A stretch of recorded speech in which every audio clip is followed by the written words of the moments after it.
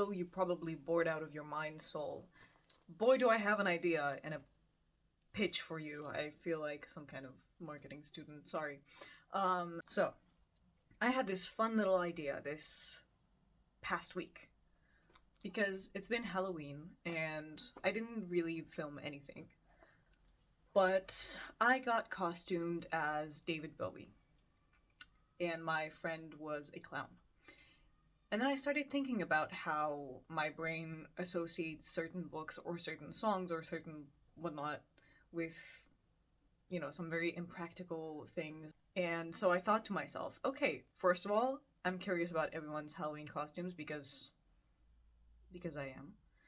And then I thought, why not act like a BuzzFeed quiz if people still do those? If people don't, I am people. They do them. And I came up with a list of the most, peep this notebook, of the most basic Halloween costumes that I could possibly think of, and then 2 book recommendations for each. And I really tried to not recommend things that I've already recommended.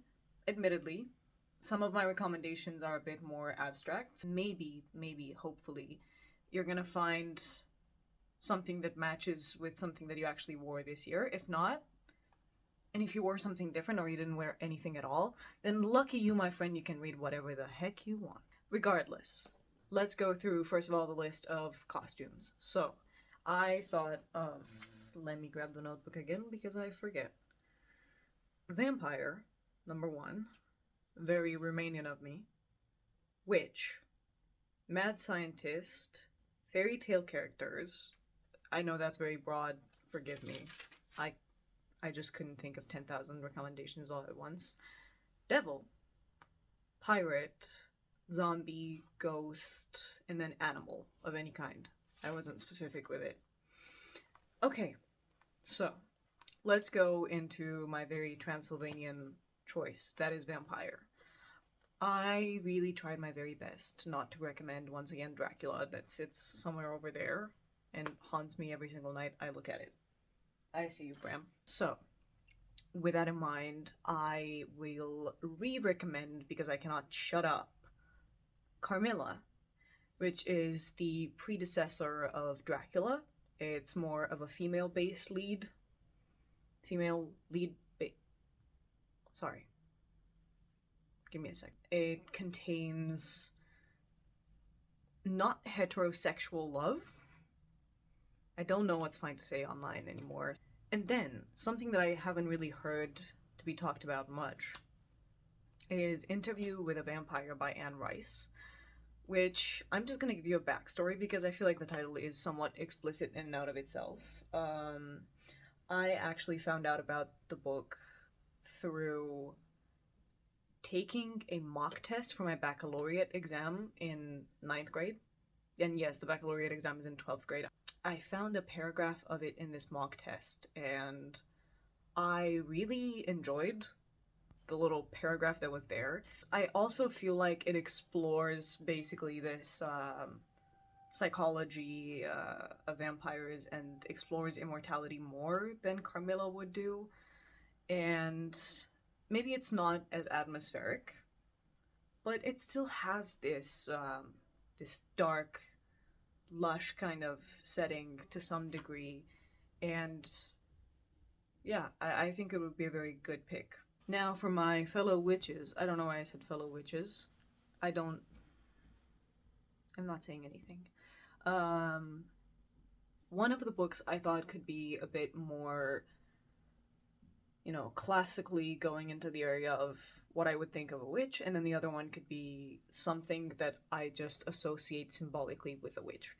And so, my first recommendation is Circe by Madeline Miller, which is this Greek mythology-based story around the goddess Circe, which is the goddess of witchcraft, and it's basically just her journey with being a god, with being cast away because of her powers, with her journey in general. It's very atmospheric, it's very descriptive, And I think the descriptions in themselves are done really. It's like a painting. It's like a painting with words.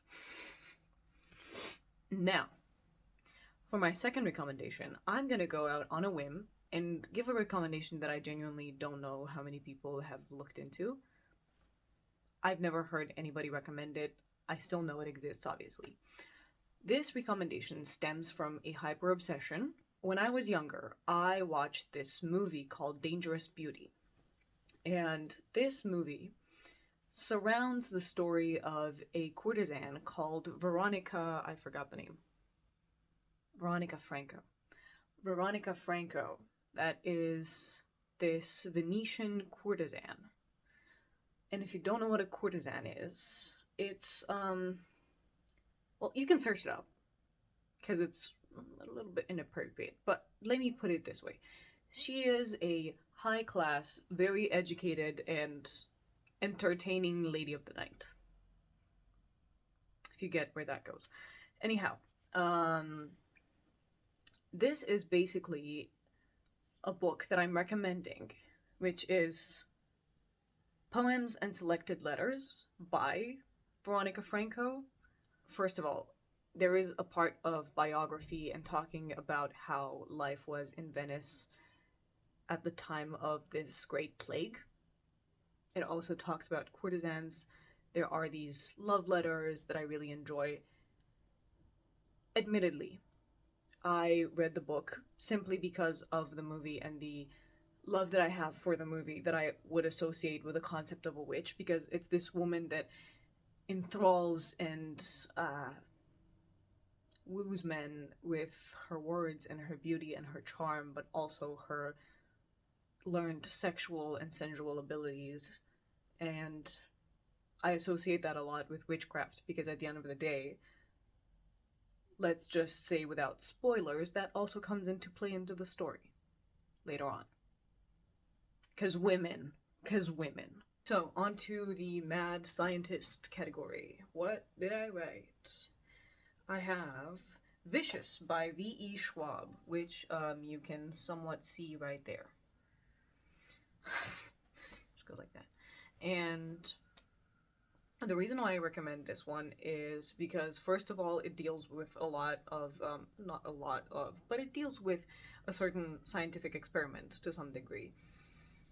And that is the scientific experiment of two students who are friends on their selves.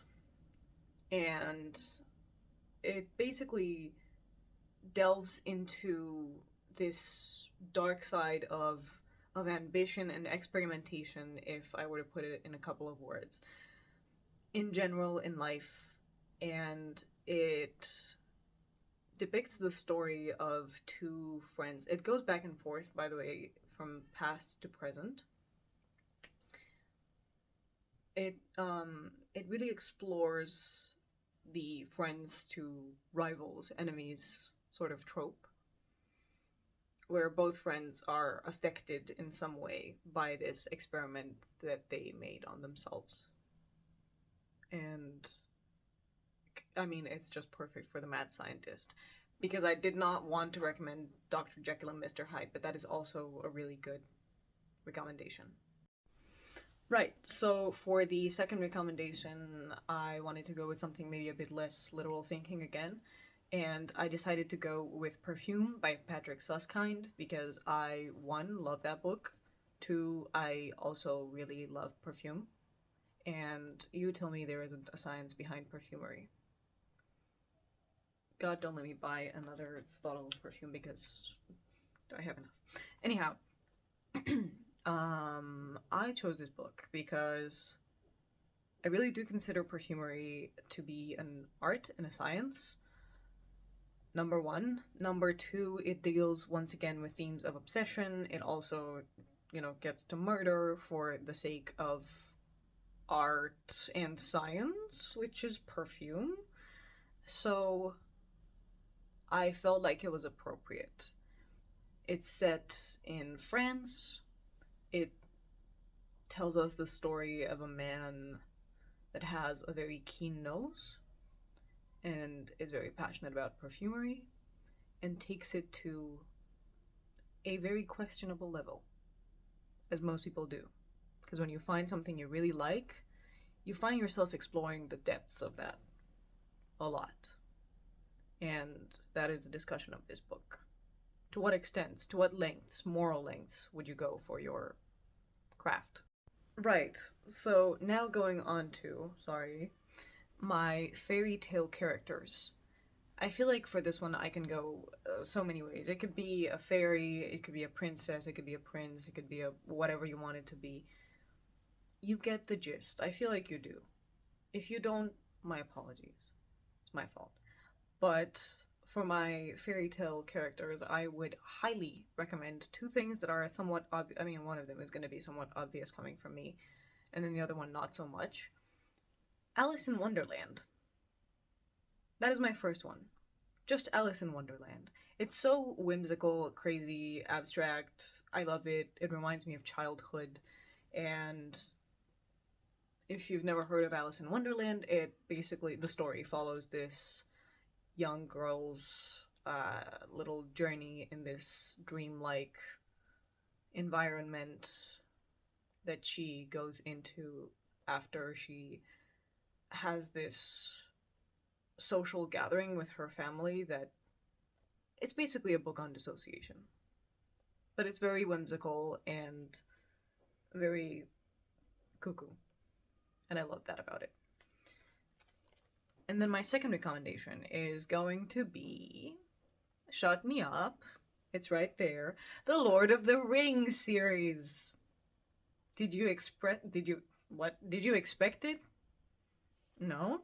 Okay, cool. It's fantasy. It's epic fantasy at its best. It's the book.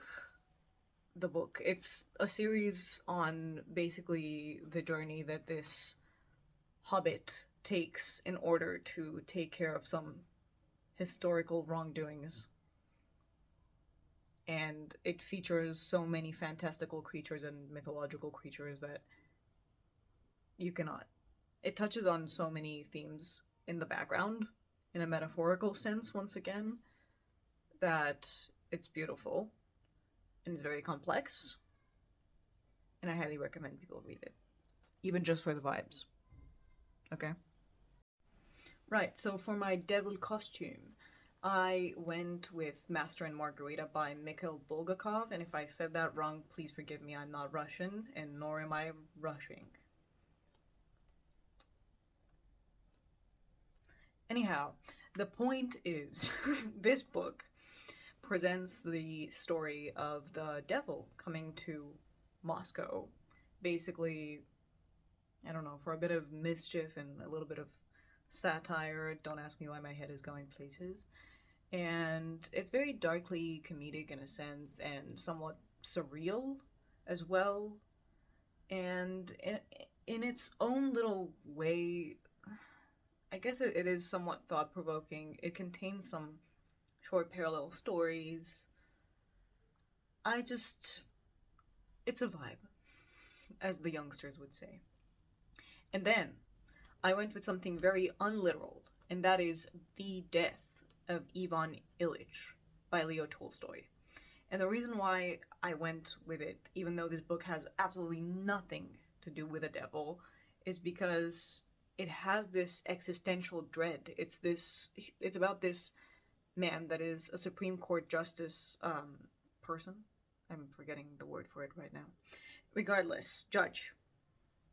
That simple.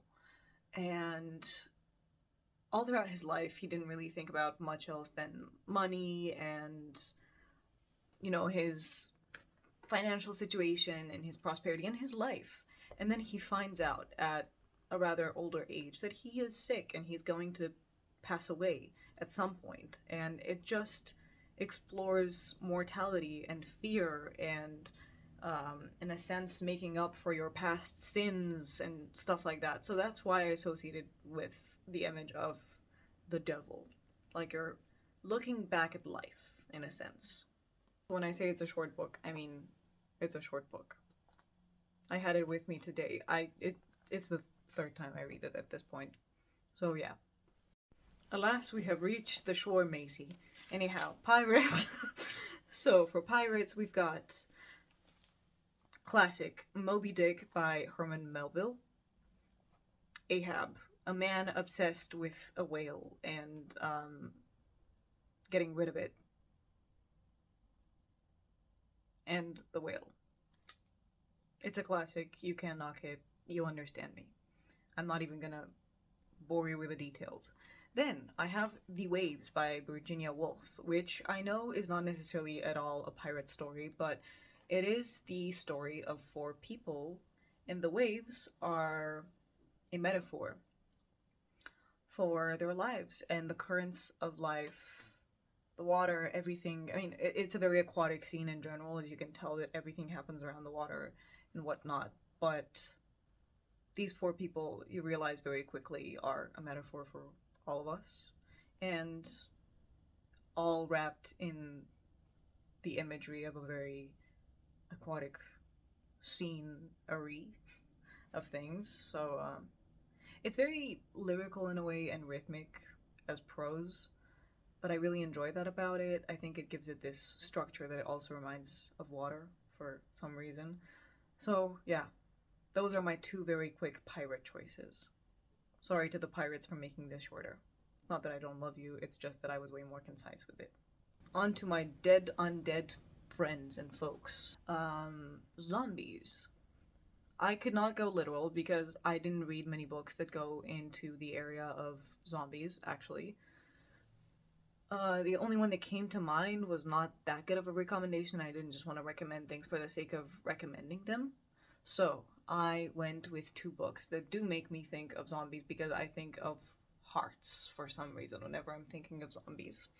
And those are The Telltale Heart, which by Edgar Allan Poe, which is a book that deals with madness, obsession, once again murder of an old man.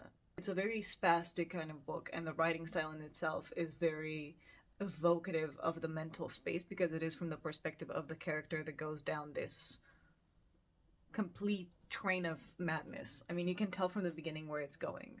You know, it's a lot of guilt and paranoia and a certain relentless heartbeat that just won't stay buried.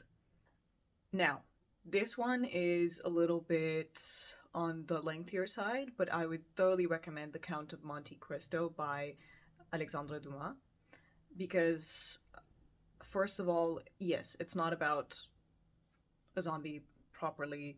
It's about this man that rises from the dead, in a sense, when he is betrayed and wrongfully accused of something, and betrayed again by his loved ones, and he makes this grand comeback. And it's a very thrilling tale of revenge, basically, that kind of carries this undead energy. It feels like a rise from the dead. It's the journey of a man that is in love. His life gets ruined, and then he comes back and he realizes things are different, and he takes complete and utter revenge on the people in his life for that change happening, because it wasn't a change that was very moral on the behalf of the other people. I promise you're almost done. We have Ghost Costume. For my spooky, very much still undead friends, I went with two books that do not actually contain ghosts, because I have already mentioned enough books that have that kind of vibe, like, for example, Wuthering Heights, of a ghost. But I wanted to go with two books that have this ringing sensation in my head, and they share a pretty big common theme, and that is the stories of two girls. One is historical fiction and one is actual biography. It's a diary, basically. But I think of a ghost in the sense of having this message that lives on.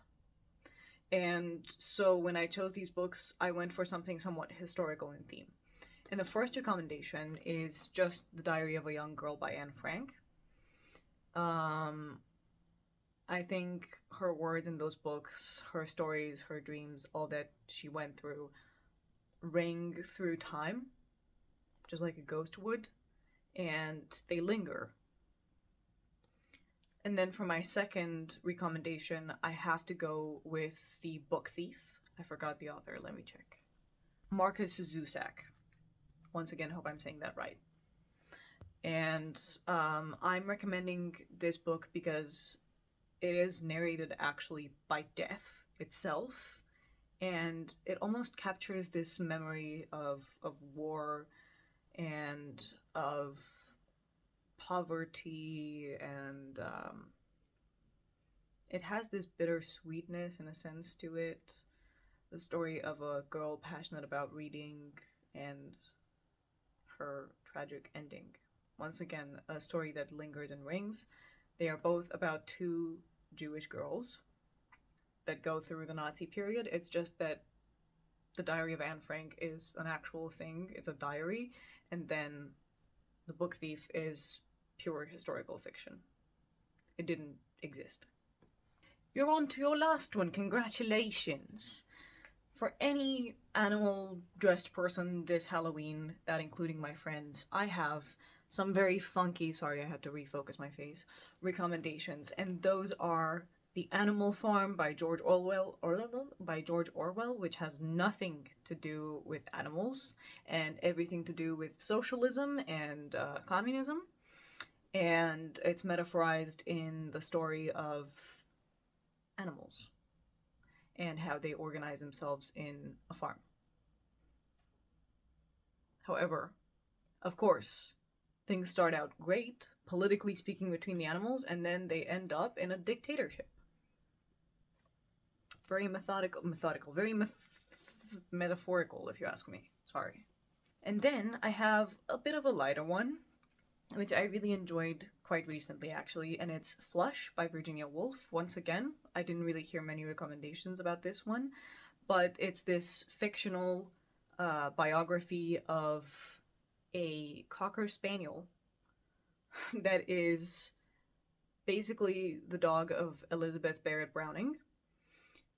And it just really, I don't know, it's the imagination of an author imagining what it's like to be in the brain of a pet dog, of a somewhat important person. It's a very light-hearted book, Flush, you know, and it's once again this short, so it's a very light read, and it just has this very sensitive, somewhat... It's definitely on the lighter side of my recommendations as of right now. So, with that, my folks, if I don't blend into the background by the point that the sun completely sets, I'm gonna say thank you so much for watching. Hope you had fun for Halloween. Hope I managed to match at least one of your costumes. If not, I'm sorry, but you can also just read whatever the heck you want, purely based off of vibes, and that's that. And with that, I hope you're having a great time whenever you're watching this. Thank you so much for watching again. Sending a really, really big hug, and don't forget to interact and, you know, comment what you dressed for Halloween as, or if you guys associate certain books with certain costumes, or even random things in nature. I don't care. I just want to know your brain, because mine thinks that way too, and I'm very curious, and I bet so are you.